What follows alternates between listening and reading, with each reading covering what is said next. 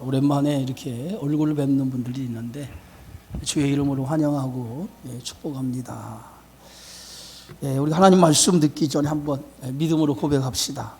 하나님의 말씀을 내 입술에 두고, 하나님의 말씀을 내 생각에 두고, 하나님의 말씀을 내 가슴에 두고 살아갑시다.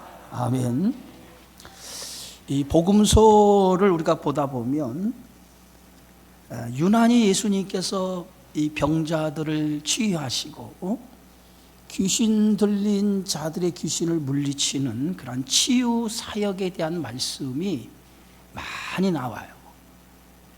마가복음 1장에 우리가 살펴보면 이 마가복음 1장에도 세 가지 사건이 기록이 되어져 있는데, 더러운 귀신 들린 자의 귀신을 물리치고 베드로의 장모의 열병을 고치시고, 그리고 오늘 본문의 말씀처럼 나병 환자를 깨끗게 하시는 그러한 사건이 등장하고요. 또 2장에도 보면 중풍병자를 고치신 사건, 또 3장에 넘어가 보면 손 마른 자와, 또 5장에 더러운 귀신 들린 자와 12의 혈병 걸린 여인을 고치시는, 많은 병자를 치유하시는 그런 치유에 대한 이야기가 이 예수님의 공생의 기간에 많이 일어나는 것을 볼 수 있어요. 이처럼 예수님의 공생의 기간 동안에 이렇게 많은 치유 사역이 나타난 그 이유가 어디 있을까? 예수님께서 공생의 기간 동안에 많은 병자를 고치시고 귀신 들린 자를 물리치신 이 치유 사역은 하나님의 나라가 우리 가운데 임하였다라고 하는 것을 예수님께서 보여주기 위한 하나의 표적으로 이 치유 사역을 하셨다는 거예요. 우리가 이사야 선지자의 예언을 보면 하나님의 나라, 주님이 이 땅에 오실 때에 이사야 35장에 보면 맹인이 눈이 밝을 것이고, 못 듣는 사람의 귀가 열릴 것이고, 저는 자가 사슴같이 뛸 것이고, 말 못하는 자의 혀가 노래할 것이다 라고 말하고 있어요. 이것은 전형적인 메시아가 이 땅에 오셔서 일어나는 현상에 대한 말씀이에요. 바로 예수님께서 이 땅에 오셨을 때 이런 기적과 이런 이적이 수없이 많이 나타난 것을 통해서 하나님의 나라가 왔다고 하는, 메시아가 이 땅에 왔다라고 하는 것을 증거하는 그러한 이유로 예수님의 이러한 치유 사역이 나타났다라고 하는 것이죠. 오늘 본문의 말씀은 예수님의 그 치유 사역 가운데에 나병 환자를 치유하시는 내용으로 기록이 되어져 있어요. 지금은 이 나병 환자, 예전에는 이 나병 환자를 문둥병자라고 불렀는데 지금은 나병 환자를 흔히 우리가 볼 수 없어요. 그런데 예전에는요, 나병 환자를 흔히 볼 수 있었어요. 제가 중학교나 고등학교 시절까지만 해도 흔히 이 나병 환자를 우리는 길에서 목격할 수가 있었습니다. 이 나병 환자를 우리가 다른 말로 문둥병자라고 얘기하죠. 문둥병자, 손이 문드러지고 코가 문드러졌다고 해서 문둥병자라고 이렇게 얘기하는데, 지금은 문둥병자라고 부르지 않아요. 지금은 이 병을 어떻게 부르냐면 한센병자라고 부릅니다. 한센병자. 이 한센병자라고 부르는 이유가 뭐냐면, 최초로 노르웨이의 의사인 한센이라고 하는 사람이 이 병을 발견했다라고 해서 한센병, 그 사람의 이름을 따서 한센병이라고 부르게 되어져 있어요. 이 나병, 이 문둥병이 갖는 특징이 있죠. 그 특징이 뭐냐면 세포가 파괴가 되어서 무감각해진다는 거예요. 세포가 파괴되어서 무감각해지는 병. 그래서 전혀 통증을 느끼지 못하는 병이, 이게 문둥병이 갖는 특징이에요. 그래서 문둥병에 걸리면 전혀 통증이 없어요. 손이 문드러져도, 코가 문드러져도 통증을 느끼지 못하는 거예요. 그런데 처음 나병이 걸리면 반점이나 종기로 나타난다고 그래요. 그래서 피부병인 줄 착각할 때가 있다는 거예요. 그런데 그 반점과 이 색점이 생겨서 나중에 피부에 살이 썩고 그 썩은 것이 나중에는 코와 귀가 잘려나가는, 몸이 그 신체 부분이 문드러지는, 그래도 그런데도 감각이 없어지는 그 질병이 문둥병이라고 하는 병입니다. 성경에는요, 이 나병이라고 하는 이 병, 문둥병이라고 하는 이 병을 하나님의 권위에 도전을 하거나 하나님 앞에 반역했을 때에 하나님이 징계로 내려진 병으로 성경은 묘사하고 있어요. 모세의 누이 미리함이 모세가 구스 여자라고 하는 여인을 아내로 맞이하는 것에 대해서 모세를 비방하죠. 당시 이 구스 여자는 얼굴이 검은 여자를 가리키는 거예요. 그러니까 미리함이 모세가 얼굴이 검은 구스 여자를 아내로 맞이하니까 그것을 보고 모세를 비방하기 시작했어요. 결국은 모세를 비방하는 것 때문에 하나님 앞에 징계를 받아서 이 미리함이 문둥병에 걸려요.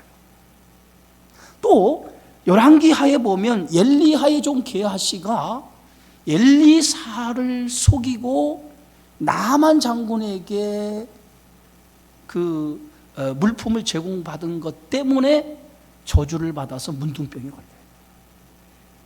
또 역대하에 보면 우리가 우시야 왕이라고 하는 그 훌륭한 왕이 있는데 나중에 우시야 왕이 교만해졌어요. 교만해져서 제사장이 분향하는 그 분향의 일을 자신이 직접 하려고 하다가 하나님 앞에 징계를 받아서 나병, 문둥병에 걸리게 되어져요. 이처럼 성경에 보면 이 문둥병이라고 하는 이 병은 하나님의 권위에 도전하거나 하나님의 말씀에 반역할 때에 하나님의 징계로 내려진 병으로 알려져 있었다는 거죠. 그런데 이 나병에 걸리면 제일 먼저 누구에게 가서 나병에 대한 확진을 받게 되어지냐면 제사장에게 찾아가서 나병이라고 하는 문둥병자라고 하는 확진을 받게 되어져 있다고 하는 거예요. 여러분, 병이 들면 우리가 상식적으로 누구에게 찾아가야 돼요? 의사에게 찾아가서 의사에게 몸을 보이고 내 병이 무슨 병인지를 진찰을 받게 되어져 있어요. 그런데 당시 이 문둥병만은 의사에게 찾아가는 것이 아니라 누구에게 찾아가냐면 제사장에게 찾아가서 자신의 몸을 보이고 그 몸을 보임을 통해서 이 사람이 문둥병에 걸렸는지 안 걸렸는지를 진찰을 받도록 되어져 있다는 거예요. 그래서 레위기 13장에 보면 이렇게 기록하고 있어요. 만일 그 사람이 그의 피부에 무엇이 돋거나 뾰루지가 나거나 색점이 생겨서 그의 피부에 나병 같은 것이 생기거든 그를 곧 제사장 아론에게나 그의 아들 중 한 제사장으로 데리고 갈 것이라 그랬어요. 그래서 제사장은 그 병을 진찰하도록 되어져 있다는 거예요. 그래서 그 나병에 걸린 사람 제사장이 가서 진찰을 해서 나병이 맞으면 이 제사장이 이 사람은 나병 환자입니다 라고 판정을 내려요. 그 순간부터 이 사람은 격리되고 공동체 안에서 생활할 수 없어요. 만약에 공동체 안에서 생활하게 되어지면 이 사람은 온 몸을 뭡니까? 감아서 그것이 전염되지 않도록 꽁꽁 감아서 사람들 속에 나타날 수밖에 없었다는 거죠. 그런데 제사장이 진찰을 해서 이 사람을 보니까 피부병이 생긴 거예요. 근데 보니까 피부병이 생긴 건데 나병 같지는 않아요. 그러면은 이 제사장은 그 사람을 7일 동안 가두어둬요. 7일 동안 가두어둬서 다시 7일이 지나면 그 사람을 다시 진찰하게 되어져요. 진찰을 해서 그 사람의 병색이 더 악화가 되거나 그 피부병이 퍼지지 않으면 제사장은 다시 7일을 또 다시 가두어요. 가두고 난 다음에 다시 7일 후에 다시 재진찰을 합니다. 그래서 그 환부가 엷어졌다, 그 환부가 나은 증거가 보이기 시작하면 제사장은 이 사람은 나병이 아니라 단순한 피부병입니다 라고 판정을 해요. 그러면 그제서야 이 사람은 자유로운 몸을 얻어서 공동체 안에 들어가서 생활하게 되어지는 거예요. 그런데 오늘 이 말씀에 보면 어떤 사람이 등장합니까? 한 나병 환자가 예수님께 찾아온 거예요. 그래서 예수님에 찾아와서 예수님 앞에 꿇어 엎드리면서 이렇게 고백을 해요. 원하시면 저를 깨끗하게 하실 수 있나이다 라고 말합니다. 이 나병 환자가 예수님께 찾아와서 원하시면 저를 깨끗게 하실 수 있다라고 예수님 앞에 간청을 하는 거예요.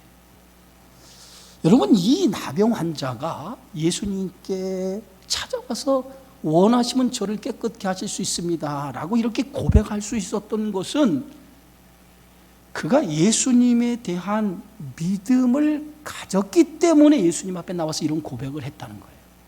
그렇잖아요? 예수님에 대한 믿음이 없었다면 저를 깨끗게 하실 수 없습니다, 원하시면 저를 깨끗게 하실 수 있습니다 라고 고백한다고 하는 것은 예수님에 대한 믿음을 가진 거예요. 만약에 예수님에 대한 믿음이 없었다면 이 사람이 이런 고백을 할 수 없어요. 그렇다고 하면 이 사람이 이런 고백을 할 수 있었던 그 예수님에 대한 믿음이 어디서 생겼느냐? 그것은 예수님에 대한 많은 이야기를, 소문을 전해 듣고 많은 병자와 귀신을 물리친 그 마가복음 1장에 기록된 그 말씀처럼 예수님의 소문을 듣고 그가 그 소문을 듣고 예수님에 대한 믿음을 갖게 되어졌다는 거예요. 여러분, 믿음이 생기는 통로가 있어요. 로마서 10장에 보면 믿음에 생기는 통로를 이렇게 말합니다. 믿음은 들음에서 나고 들음은 그리스도의 말씀으로 말미암느니라.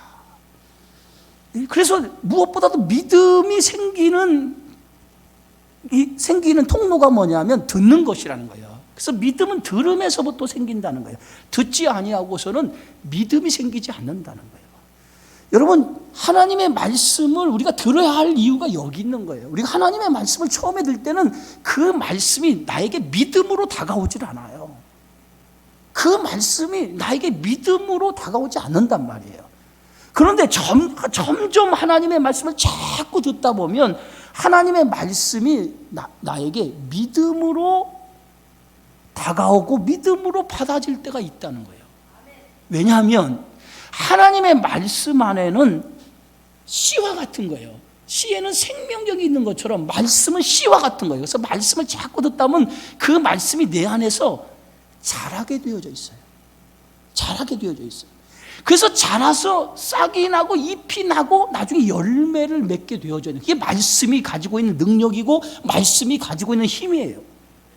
그래서 하나님의 말씀을 자꾸 듣다 보면 처음에는 그 말씀이 믿어지질 않는데 말씀을 들음을 통해서 나에게 그 생명의 말씀이 자라서 그 말씀이 결실을 맺게 되어진다는 거예요. 그게 믿음이라는 거예요. 나병 환자의 믿음은 여기서부터 출발된 거예요.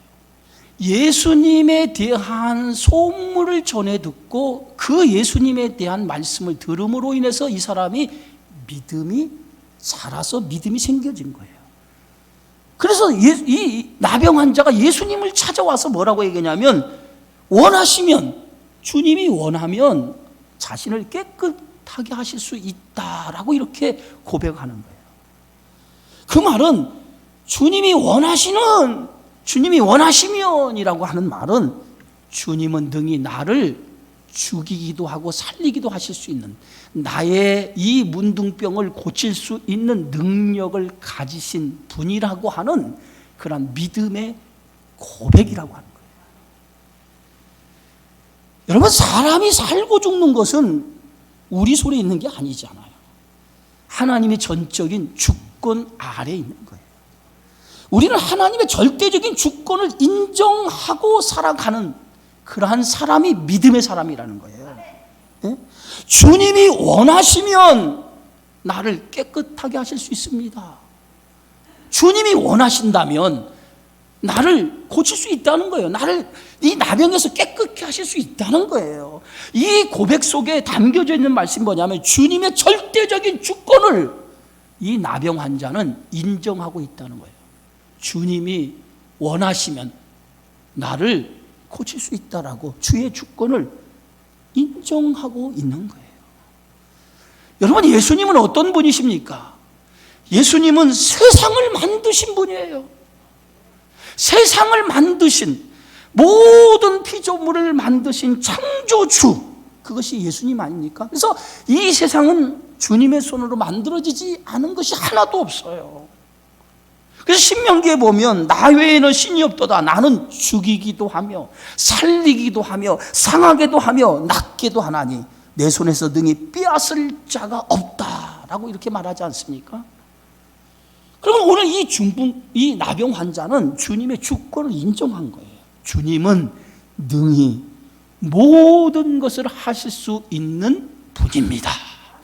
이 고백을 가지고, 이 믿음을 가지고 예수님 앞에 나온 거예요. 여러분, 우리가 하나님을 믿는데 중요한 것이 뭐냐면 내가 믿는 하나님이 어떤 분인가라고 하는 것을 아는 것이 중요한 거예요. 내가 믿는 하나님을 알지 못하면 그건 믿음이 아니에요. 내가 믿는 하나님, 그분이 어떤 분인가를 아는 것, 그게 믿음이란 말이에요. 근데 내가 하나님을 믿으면서 내가 믿는 하나님에 대해서 모르고 있다면 그 사람은 믿음의 사람이라고 말할 수 없는 거예요. 나병 환자는 예수님 앞에 나오면서 그분이 어떤 분인가, 그분은 자신의 병을 원하면 치유할 수 있는 분이다, 고칠 수 있는 분이다, 깨끗게 하실 수 있는 분이라고 하는 예수님에 대한 절대적인 주권을 믿고 그 능력을 믿었던 사람이에요. 그래서 오늘 그 나병 환자가 주님 앞에 나와서 주님 앞에 엎드려서 간청을 합니다. 저를 원하시면 깨끗하게 하실 수 있나이다. 여러분, 여기에서 우리가 나병 환자가 예수님 앞에 나와서 무릎을 꿇고 간청하면서 이렇게 고백하잖아요. 원하시면 깨끗하게 하실 수 있나이다. 오늘 이 나병은 병인데 예수님 앞에 나왔을 때 깨끗하게 해달라? 뭔가 좀 이 병자의 고백이 좀 뉘앙스가 맞지 않지 않습니까? 뭐라고 해야 옳은 고백이에요? 주님이 나를 치유할 수 있습니다 라고 이렇게 내 병을 고쳐주십시오, 원하시면 주님이 내 병을 고칠 수 있습니다 라고 이렇게 이 나병 환자가 그렇게 고백을 해야 되는데, 이 나병 환자는 내 병을 주님이 고쳐주십시오 라고 이렇게 얘기하지 않냐고, 원하시면 주님이 나를 깨끗하게 하실 수 있다라고 이렇게 고백을 해요. 이것은 이 나병이 갖는 특성 때문에 그렇습니다. 나병은 걸리면 누구에게 찾아가라고 그랬어요?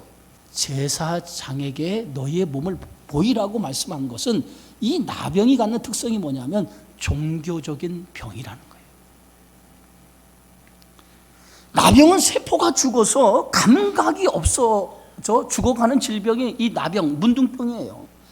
살이 썩고 코가 잘려나가도 아무 감각을 느끼지 못해요. 그런데 이 나병은 죄와 동등한 특성을 가지고 있는 거예요.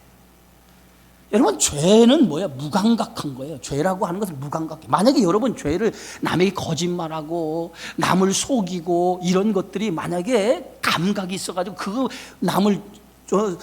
남에게 거짓말하고 속이고 막 이런 남을 욕하고 이런 죄를 지을 때 막 그것에 대해서 막 감각을 느껴가지고 거짓말 할 때마다 혀가 잘려나가는 것처럼 막 아프다. 그러면 거짓말 하겠어? 응? 이런 죄라고 하는 것은 말이에요, 감각이 없어요. 이게 죄가 갖는 특징이에요. 우리가 죄 때문에 인간이 죽어가고 있어요. 죄 때문에 죽어가고 있는데 죄에 대한 통증이 있어야죠. 죽음에 대한 통증이 막 있어야 되는데 죽음에 대한 통증을 느끼지 못해요. 우리는 무감각하게 지금 살아가고 있어요. 오늘 예배소서에 보면 뭐라고 써있냐면 감각 없는 자가 되어 자신을 방탕에 방임하여 모든 더러운 것을 욕심으로 행하였다 그랬어요. 감각이 있다면 이렇게 살아가겠습니까? 죄에 대한 감각이 있다면 그렇게 살아가겠냔 말이에요. 죄에 대한 감각을 느끼지 못하니까 우리가 방탕하고 방임하고 더러운 것을 욕심으로 행하며 살아가게 되어지는 거예요. 그래서 죄가 갖는 특징이 뭐냐면 무감각하다는 거예요. 감각이 없다는 거예요. 그럼 이 나병이라고 하는 병은 감각이 없는 병이에요. 그렇다고 하면 이 나병이 갖는 특징이 뭐냐면 인간의 죄를 지금 고발하고 있는 거예요. 인간이 지은 죄, 이 죄는 무감각하고 통증이 없는 거예요. 그래서 이 죄는 어떻게 돼요? 이 죄는 깨끗해져야만이 치유를 받을 수 있는 거예요. 깨끗해진다면 죄를 씻어야만 돼요. 할렐루야. 죄가 씻어지지 않으면 깨끗해질 수가 없어요. 우리의 병이 치유될 수 없어요. 죄에서 우리가 회복될 수가 없어요. 그래서 오늘 이 나병 환자는 어떻게 보면 영적으로 우리의 모습이에요. 감각 없이 오늘 세상을 살아가는 우리들의 영적인 모습을 이 나병 환자를 통해서 우리에게 지금 예수님이 보여주고 있는 거예요.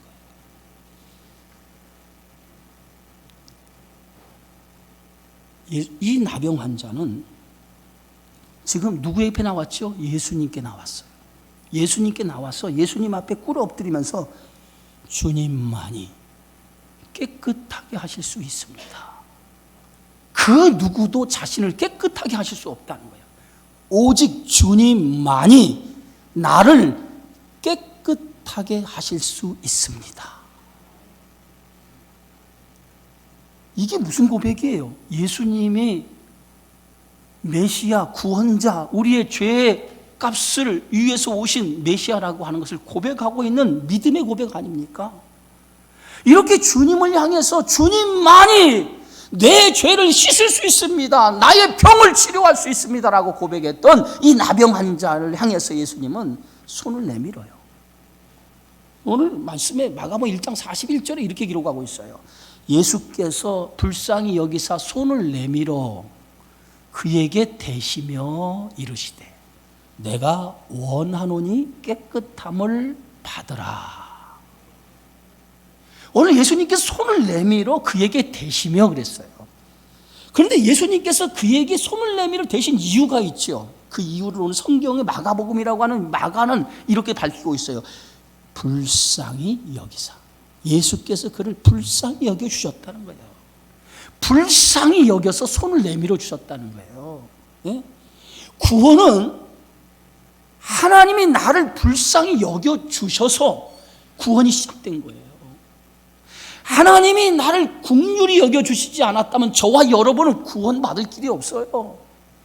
하나님이 나 같은 죄인을 긍휼히 여겨주셔서 불쌍히 여겨주셨기 때문에 그리스도가 이 땅에 오셔서 우리의 죄를 위해 십자가에 달려 죽으신 거예요. 우리는 내가 하나님을 사랑한다고 얘기해요.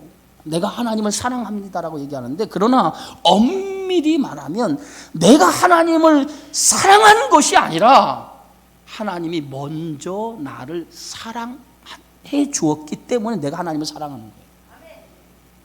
하나님이 나를 먼저 사랑해 주었기 때문에 내가 그 사랑은 알고 하나님을 사랑한 거지, 내가 먼저 하나님을 사랑하지 않았어요. 하나님이 나를 먼저 사랑했어요. 그 사랑을 깨달았기 때문에 하나님을 사랑하는 거죠. 그래서 오늘 예배소 교회 성도들에게 오늘 사도 바울은 이렇게 권면하죠. 너희가 사랑 가운데 뿌리가 박히고 터가 굳어져서 능히 모든 성도와 함께 지식에 넘치는 그리스도의 사랑을 알고 그 너비와 길이와 높이와 깊이가 어떠함을 깨달아 하나님의 모든 충만하신 것으로 너희에게 충만하게 하시기를 구하노라. 너희가 그리스도의 사랑을 깊이 깨닫기 원한다는 거예요. 그 사랑의 뿌리가 박히고 터가 굳어지기 원한다는 거예요. 그래서 그 그리스도의 사랑의 지식으로 충만해지기 원한다는 거예요. 그래서 그리스도의 사랑의 그 너비와 길이와 높이와 깊이가 어떠함을 깨달아서 그리스도의 사랑의 충만함을 알고 살아가기를 원한다 라고 바울은 지금 에베소 교인에게 말하고 있지 않습니까? 여러분, 은혜의 시작은 하나님의 사랑을 아는 것으로부터 시작되는 거예요. 이건 믿음의 출발이라고 얘기할 수 있어요. 하나님의 사랑을 알지 못하면 믿음의 출발을 할 수 없어요. 하나님이 나를 어떻게 얼마나 사랑하고 계시는가를 알 때에 그것이 믿음의 출발인 거예요. 그것을 알지 못하면 우리는 믿음을 가졌다라고 얘기할 수 없는 거예요. 나병 환자는 예수님 앞에 나와 엎드렸죠. 그때 예수님께서 그를 불쌍히 여겨주셨다. 오늘도 하나님이 여러분을 긍휼히 불쌍히 여겨주시기를 바랍니다. 우리의 인생 속에 하나님이 나를 긍휼히 여겨주시고 불쌍히 여겨주셔야만이 우리 인생의 삶에 복이 있는 거예요. 그런데 오늘 이 나병 환자는 하나님 앞에 나와서, 오늘 예수님 앞에 나와서 주님 앞에 긍휼히 여겨달라고 지금 간청하고 있지 않습니까? 그때 예수님께서는 그 나병 환자를 긍휼히 여겼다. 불쌍히 여겨서 손을 내밀어서 그에게 손을 내밀어서 그의 몸에 손을 댑니다. 여러분, 나병은 부정한 병이라고 성경에서 규정하고 있어요. 부정한 병이기 때문에 부정한 병을 가진 사람을 접촉해서는 안 돼요. 접촉해서는 안 돼요. 접촉하는 순간 그 사람도 똑같이 부정한 사람이 되는 거예요. 그래서 공동체의 격리가 될 수밖에 없어요. 그래서 나병이라고 하는 이 사람은 절대로 사람들과 접촉해서는 안 돼요. 손에 그 사람의 몸에 손을 대거나 만져서는 안 된단 말이에요. 만지는 순간 그 사람도 부정한 사람이 되기 때문에 만져서는 안 돼요. 그런데 예수님께서 지금 부정한 병을 가지신 그 나병 환자, 문둥병 환자를 손으로 만져요. 이거는 스스로 예수님께서 뭐가 된 거예요? 부정한 사람의 몸을 만짐을 통해서 예수님 스스로가 부정한 사람이 되는 거예요. 무엇을 의미합니까? 예수님이 이 땅에 오신 목적이 뭐예요? 죄된 인간을 구원하시기 위해서 스스로 죄인이 된 거예요. 스스로 죄인이 되어서 우리의 죄를 친히 다 짊어지고 십자가에서 그 값을 지불하신 거 아니겠어요? 그게 예수님의 십자가의 사랑이고 은혜 아닙니까?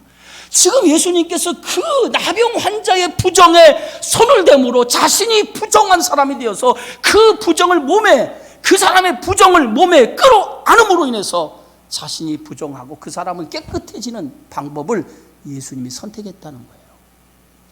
이게 예수님의 사랑이고 은혜고 예수님의 우리에게 베풀어 주시는 자비인 줄 믿으시기 바랍니다. 그래서 이사야 53장에 오늘 이사야 선지자는 이렇게 말합니다. 그가 찔림은 우리의 허물 때문이요, 그가 상함은 우리의 죄악 때문이라. 그가 징계를 받음으로 우리가 평화를 누리고 그가 채찍에 맞음으로 우리는 나음을 얻게 되었다라고 말합니다. 예수님이 대신 십자가의 죽으심으로 우리가 부정한 사람에서 깨끗한 사람이 된 거예요. 믿으십니까? 믿으십니까? 이게 하나님의 은혜, 그리스도께서 우리에게 주신 은혜예요. 네?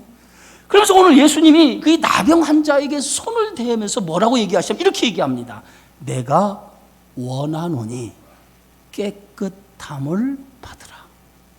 예수님도 내가 고침을 받았느니라 라고 얘기하지 아니하고 내가 원하노니 깨끗함을 받으라. 그런데 그 순간 예수님의 말씀이 떨어지자마자 이 문둥병자의 병이 깨끗하여진 거예요. 그래서 마가복음 1장 42절에 보니까 곧 나병이 그 사람에게서 떠나가고 깨끗하여졌다라고 말하고 있어요. 고침을 받았다고 얘기하지 않아요. 3번이나 걸쳐서 깨끗하여졌다라고 오늘 말하고 있어요. 나병에서 깨끗함을 받은 사람에게 예수님이 엄히 경고를 하죠. 뭐라고 경고하냐면 44절에 이렇게 말합니다.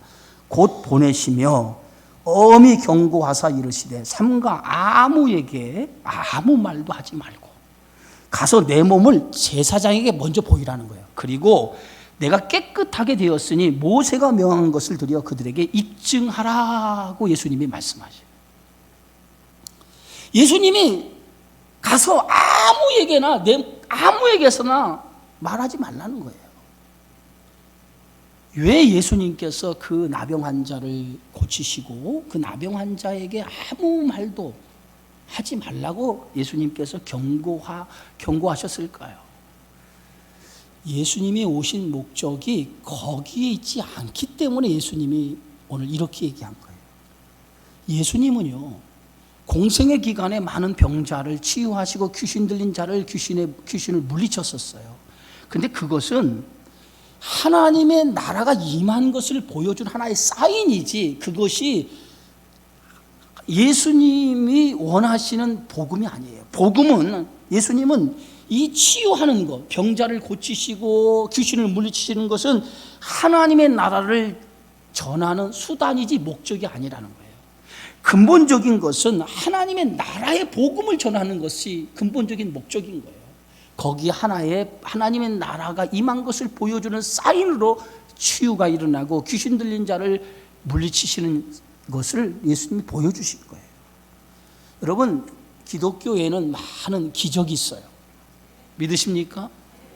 병자를 고치고 귀신 들린 자의 귀신을 물리치고 많은 이적과 기적이 나타나요. 그러나 기적은 복음을 전하는 방법이지 목적은 아니에요. 그것을 마치 귀신을 물리치고 병을 고치는 것이 기독교의 전부인 것처럼, 이것이 마치 기독교의 본질인 것처럼 생각해서는 안 되는 거예요. 복음을 전하는 하나의 수단이지 목적이 아니에요. 그런데 어떤 분들은 치유가 목적이 되는 사람들이 있어요. 마치 기독교는 병을 고치는 것이 기독교다. 여러분, 기독교의 본질은 거기에 있는 게 아니에요. 복음으로 죄에서 구원하는 것이 기독교의 본질이에요. 교회 다니는 목적이 나의 어떤 치유를 위해서, 나의 병을 고치기 위해서, 어떤 기적을 내가 원해서, 만약에 우리가 교회를 다닌다면 잘못 생각한 거예요. 우리가 예수 믿어서 성공하고 잘 되기 위해서 예수를 믿는 것이 아니라 예수 믿고 구원받기 위해서 믿는 거예요. 이게 우리 핵심인 거예요, 핵심. 물론 예수 믿으면 우리가 잘 되고 성공할 수 있어요. 그러나 그것은 본질이 아니에요. 예수 믿고 구원받아서 하나님의 뜻을 위해 살아가는 것이 더 중요한 것을 믿으시기를 바랍니다. 오늘 예수님은 나병 환자에게 뭐예요? 제사장에게 너의 몸을 보이라고 그랬어요. 그래서 이 나병 환자는 먼저 제사장에게 깨끗이 자기의 몸이 치유된 것을 제사장에게 먼저 몸을 보여요. 그럼 제사장은 그 깨끗해진 것을 확인해요. 몸에 진찰을 하고, 이 사람이 나병에서 깨끗해졌다라고 하는 것을 확인이 되면 그 다음에 모세가 정한 이 정결 예식을 따라서 정결 예식을 행하게 되어 있어요. 그럼 정결 예식을 어떻게 행하냐면 레위기 14장에 보면 먼저 살아있는 정결한 새 2마리를 가지고, 제사장은 그 살아있는 새 2마리를 가지고 한 마리 새를 흐르는 물에다가 이 질그릇 안에 새를 넣고 흐르는 물에다가 그 새를 잡아요. 새를 잡아. 그래서 새를 잡으면 새에서 뭐가 나오죠? 피가 나와. 그 피를 그 몸에, 그 나병에서 고침을 받은 사람의 몸에 7번 뿌려요. 그리고 그 새의 피를 살아있는 2마리 중에 1마리는 죽이고 1마리는 살아있는 새에다 피를 찍어요. 그리고 그 새를 날려보내요. 자유롭게 날려보내요. 무엇을 의미하냐면 부정한 사람이 깨끗해지는 정결예식법에서 무엇을 의미하냐, 새 한 마리가 죽음을 통해서 다른 새가 자유를 얻는 거예요. 무슨 의미입니까? 예수님의 십자가의 죽으심의 사건을 통해서 우리가 자유를 얻는 거예요. 이게 레위기서에 있는 정결 예식법이 갖는 영적인 의미가 그 안에 담겨져 있는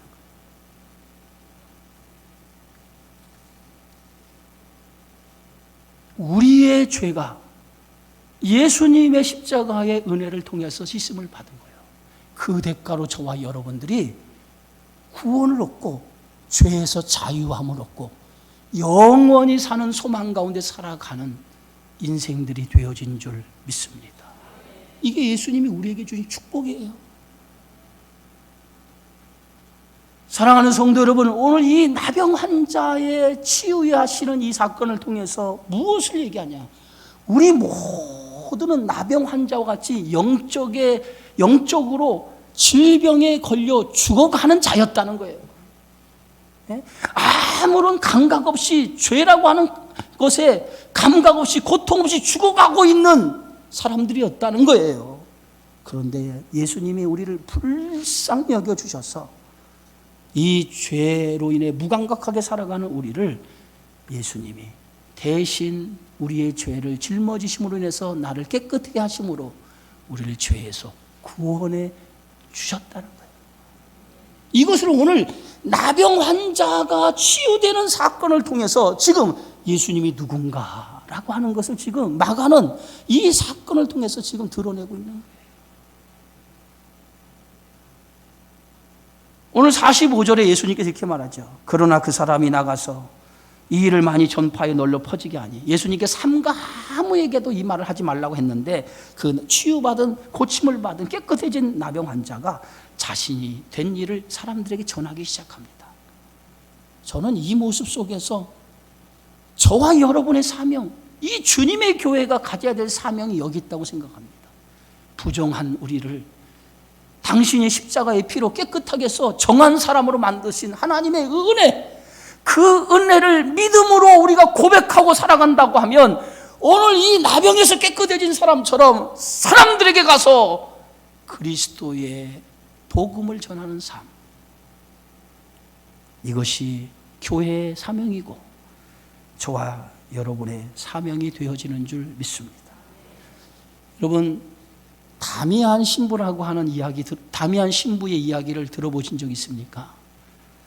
하와이 몰로카이 섬이라고 하는 태평양 한가운데 있는 몰로카이 섬에 33살에 그가 선교사가 되어서 한센병, 지금 문둥병자가 모여 사는 그 섬에 들어가서 청춘을 바치고 제 일생을 바쳐 순교한 이 다미안 신부의 이야기.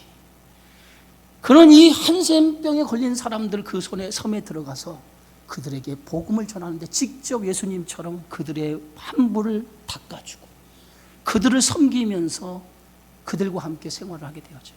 처음에는 이 다미안 신부를 그 사람들이 이상하게 생각하고 받아주지 않았어요. 그때 다미안 신부는 이렇게 생각했습니다. 내가 문둥병에 걸리지 않아서 저들의 마음을 모르는 것처럼 생각하는 보다 차라리 내가 문둥병에 걸렸으면 좋겠다 라고 생각을 했어요.